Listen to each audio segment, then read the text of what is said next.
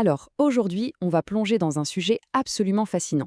Le lien entre, d'un côté, l'objet le plus complexe qu'on connaisse, notre cerveau, et de l'autre, la technologie qui est en train de tout changer, l'intelligence artificielle. Au fond, c'est une histoire de rétro-ingénierie. Une quête pour essayer de décoder notre propre biologie pour créer une intelligence numérique. Et pour bien commencer, cette citation de Stephen Hawking, elle plante le décor à la perfection. Elle nous rappelle les implications profondes, oui, vertigineuses même, de ce dont on parle. On n'est pas juste dans la technique là, on touche à l'avenir même de notre espèce. Alors oui, tout commence là, avec notre cerveau. Bien avant qu'on ait des algorithmes ou des supercalculateurs, il y avait ce réseau biologique façonné par des millions et des millions d'années d'évolution. C'est ça le plan original, la source d'inspiration ultime pour tout ce qui est intelligence artificielle. Allez, rentrons dans le vif du sujet. Il faut se représenter ça, 86 milliards de neurones, c'est le chiffre qu'on estime. Et chacun de ces neurones est connecté à des milliers d'autres. C'est une complexité qui donne le vertige. Du coup, la quête pour bâtir des machines intelligentes, eh bien, il était assez logique qu'elle commence par une tentative de comprendre et surtout d'imiter cette merveille biologique. Et cette idée de copier le cerveau, elle ne date pas d'hier, c'est ça qui est fascinant. Regardez, dès 1943, bien avant l'informatique telle qu'on la connaît, on a un neurobiologiste et un mathématicien qui créent le tout premier modèle mathématique d'un neurone, la première pierre. Ensuite, en 56, le terme même d'IA intelligence artificielle apparaît. Et à peine un an plus tard, en 57, on a le perceptron qui est vraiment l'ancêtre de nos réseaux de neurones modernes. Le lien était fait, le chemin était tracé. Bon, maintenant, rentrons dans le cœur du sujet. On va comparer directement les briques de base de notre cerveau avec leurs équivalents numériques. La question c'est, comment, concrètement, une machine peut-elle bien imiter la biologie? En fait, tout est une question de traduction, d'un langage à un autre. On prend la complexité folle de la chimie et de l'électricité de notre cerveau et on la transpose en un langage purement mathématique. Par exemple, la synapse, cette connexion physique entre deux neurones, ça devient ce qu'on appelle un poids.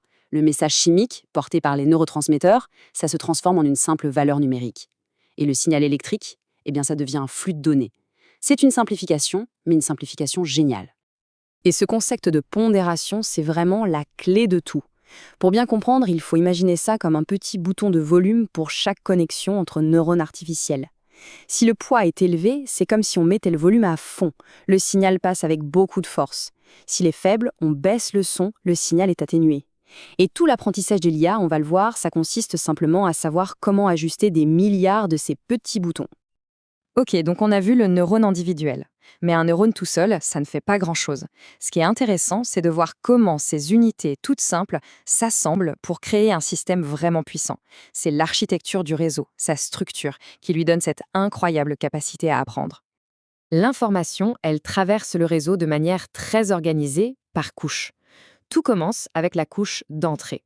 C'est elle qui reçoit les données brutes, les pixels d'une image, les fréquences d'un son, des mots. Ensuite, ces données passent à travers ce qu'on appelle les couches cachées. Et là, c'est la partie fascinante. Chaque couche traite l'information et la transforme en quelque chose d'un peu plus abstrait. Il peut y en avoir des dizaines, voire des milliers. Et enfin, tout ça arrive à la couche de sortie qui donne le résultat final. C'est un chat ou voici la traduction de cette phrase. Et là, le parallèle avec notre propre cerveau est juste saisissant. Pensez à la façon dont on voit les choses. Quand on regarde un visage, notre cortex visuel ne le reconnaît pas d'un coup. Non, il va d'abord détecter des choses très simples, des lignes, des bords. Puis, la couche suivante va assembler ça en forme un peu plus complexe, comme des yeux ou un nez. Et enfin, une autre couche assemble tout ça pour dire « Ah, c'est le visage de telle personne ». Eh bien, les réseaux de neurones artificiels font exactement la même chose, sauf que c'est avec des maths. Ok, mais la question à millions, c'est celle-là. Comment l'IA apprend-elle? On a une belle architecture, des couches, des neurones, mais comment est-ce que ce système passe d'un état où il ne sait absolument rien à un état où il devient un expert? Comment il s'améliore? C'est là que le mécanisme clé de l'apprentissage entre en jeu. Alors, le mot peut faire un peu peur, la rétropropagation. Mais en réalité, l'idée qui se cache derrière est très très simple. C'est tout bêtement l'apprentissage par l'erreur. Le réseau fait une prédiction, il fait une supposition, on compare sa réponse à la bonne réponse et on lui dit « là, tu t'es trompé de temps ». Et il va utiliser cette information, cette erreur, pour revenir en arrière et ajuster un tout petit peu ses réglages. Pour que ce soit bien clair, prenons un exemple. Le réseau voit une image de chien et sa prédiction, c'est chat. Bon, l'erreur est énorme. Cette information d'erreur est alors renvoyée à travers tout le réseau, en marche arrière. Et en chemin, elle va modifier des milliers de ces fameux boutons de volume, les pondérations. Le but, que la prochaine fois qu'il verra une image similaire, sa réponse soit un tout petit peu moins chat et un tout petit peu plus chien. Et on répète ça des millions de fois, avec des millions d'images. À la fin, à force de corriger ces erreurs, le réseau devient un expert. Bon, la théorie, c'est bien beau. Mais concrètement, dans la vraie vie, à quoi ça sert? Comment est-ce que cette technologie directement inspirée de notre cerveau est en train de transformer notre monde, là, maintenant? Alors, premier champ d'application, la médecine. Et là, l'impact est tout simplement colossal. On a des IA capables d'analyser une radio ou un IRM et de repérer des anomalies que même le meilleur radiologue pourrait manquer. Elles aident les médecins à poser des diagnostics plus vite, avec plus de précision. Que ce soit pour détecter un cancer à un stade très précoce ou même pour personnaliser un traitement en fonction de l'ADN d'un patient. C'est une vraie révolution.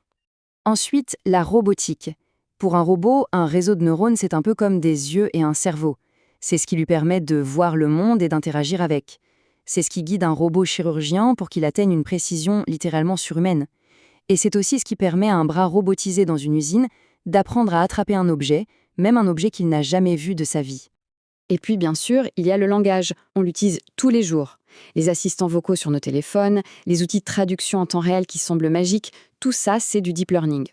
L'IA écoute des sons, les décompose, les assemble en mots, puis essaie de comprendre le sens. Elle est en train de faire tomber les barrières de la communication à une vitesse qu'on n'aurait jamais imaginée. Mais il est essentiel d'avoir une perspective équilibrée. La puissance de ces IA est absolument indéniable, on vient de le voir, mais il faut aussi être très conscient de leurs limites, surtout quand on les compare à leur modèle de départ, notre cerveau. Et les différences sont énormes. Un enfant, on lui montre une seule fois l'image d'un éléphant, il s'en souvient toute sa vie. Une IA, elle, a besoin de voir des milliers, voire des millions d'images. Et puis, il y a le plus important. L'IA n'a pas de conscience, pas de créativité au sens humain du terme. Elle ne comprend pas ce qu'elle fait. Elle est juste une machine incroyablement douée pour reconnaître des motifs. Rien de plus. Sans parler de l'efficacité énergétique. Notre cerveau, cette machine surpuissante, fonctionne avec l'énergie d'une petite ampoule, environ 20 watts. Pour entraîner un grand modèle d'IA, on parle de la consommation énergétique d'une petite ville. L'écart est juste abyssal. Donc, ce qu'il faut vraiment retenir, c'est ça. L'IA d'aujourd'hui, le deep learning, c'est bien une imitation du cerveau, mais une imitation très partielle. Ce n'est pas une copie. C'est un outil surpuissant, oui, mais ce n'est pas une récréation de l'esprit humain. C'est une caricature mathématique, elle capture certains traits, elle les exagère même, et elle est extraordinairement efficace pour certaines choses. Mais ça reste une caricature, pas le modèle original.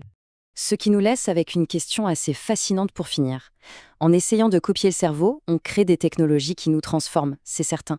Mais au fond, est-ce que chaque avancée nous rapproche simplement d'une meilleure technologie, ou est-ce qu'elle nous rapproche surtout d'une meilleure compréhension de nous-mêmes ?